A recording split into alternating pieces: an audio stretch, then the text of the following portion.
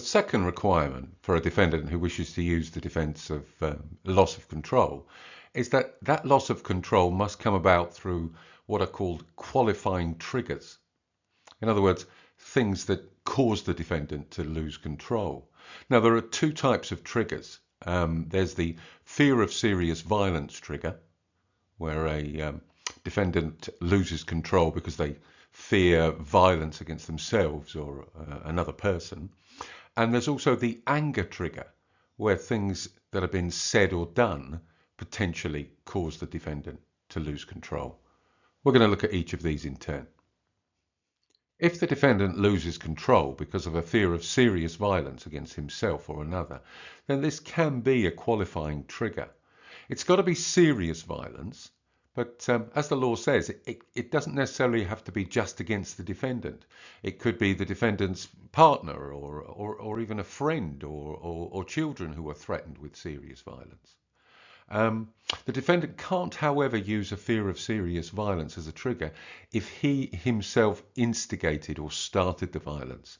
So if a defendant punched someone and then the other person attacked them potentially with a knife and they lost control because of that fear of serious violence, the fact that they'd instigated or started it would mean that potentially they couldn't use the defense. The second possible trigger is the anger trigger. Defendants who rely on the anger trigger are saying that things said and or done were the reason why they lost control. Now, it used to be the case before the change in the law in 2009 that defendants could rely on just about anything to say that that was the reason why they lost control, any mild provocation. But the 2009 law now makes it a requirement that the anger trigger or the things said or done must be of an extremely grave character. In other words, things of a really serious nature. And not only must they be of a serious nature, these things said or done, but they must also cause the defendant to have a justifiable sense of being seriously wronged, to being seriously offended by the things that were said or done. The law itself doesn't give examples of what these things might be, but things like racial or sexual or discriminatory insults or continual teasing about disability or sexual impotence, coercion even, persuading someone to do something by using force or threats, or years of domestic abuse, or even sexual abuse, historical sexual abuse of the defendant or someone known to the defendant. These potentially are the types of things that could be the anger trigger, because they are of an extremely grave character and would definitely cause the defendant to have a justifiable sense of being seriously wronged.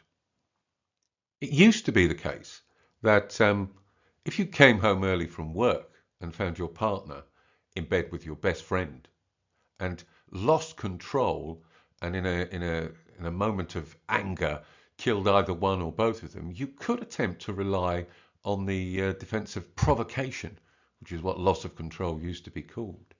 But the new law states quite clearly that sexual infidelity, in other words, finding your partner cheating on you or learning about it, or even suspecting that they might be cheating on you, cannot on its own be a qualifying anger trigger.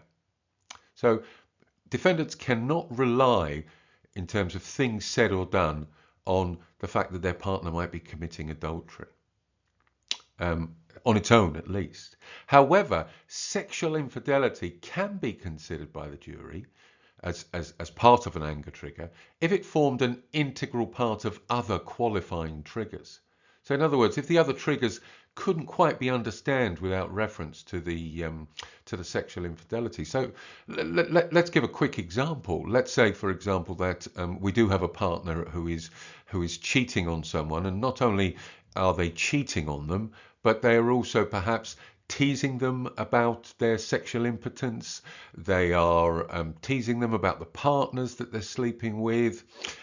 If there are other qualifying triggers around that sexual infidelity, then the courts are in a situation where they do think that jurors should be able to consider that if that sexual infidelity forms an integral part of other qualifying triggers.